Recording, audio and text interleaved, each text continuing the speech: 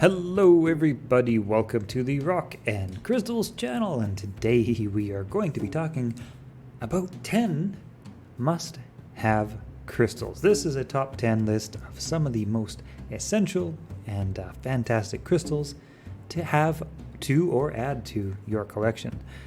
Whether you're new to crystals or whether you've been collecting for a while, some crystals should be a part of every crystal tool kit. Number one, this almost goes without saying. I could almost skip right past this one, but number one, clear crystal quartz.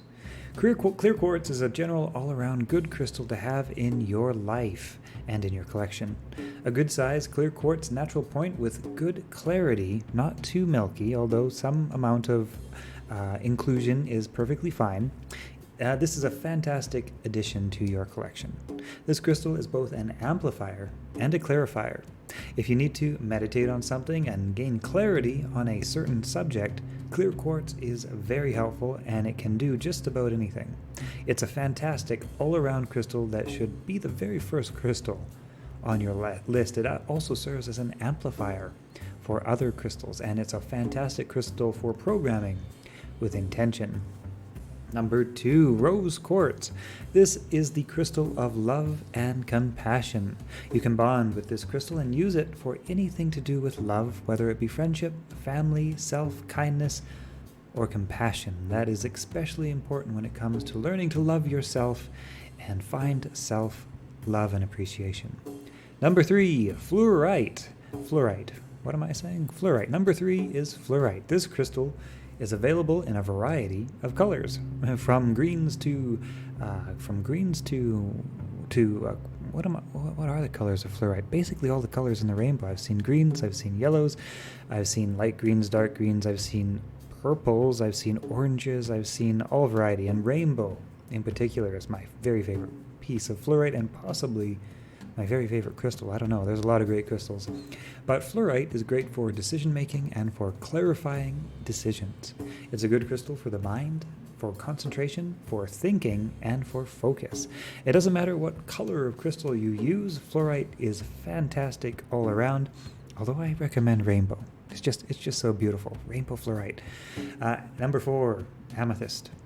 This crystal enhances the third eye chakra and connects you to your higher self and spiritual side. This crystal is a spiritually enhancing and spiritually protective crystal. It is a calming crystal, and it is especially useful during meditation to help you focus on just one thing at a time. That is your mantra, your practice, your breath, your meditation, to keep all those distracting, busy thoughts out of the brain. Number five, we have green jade. This is a great crystal for bringing luck and fortune and healing into your life. It's good for vitality, for health, for wellness, for overall balance and well-being. Number six, we have blue calcite. This crystal has a soft and gentle energy that helps to bring calm and peace to any space.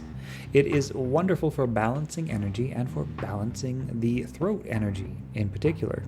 It helps to create a connection during meditation to the angelic and higher realms.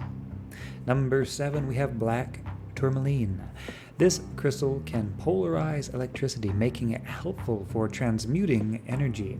Use a piece of black tourmaline between you and your computer to transmute the electromagnetic energy that is emitted from electronic devices. Also good for the type of emission that comes from your router or cell phone.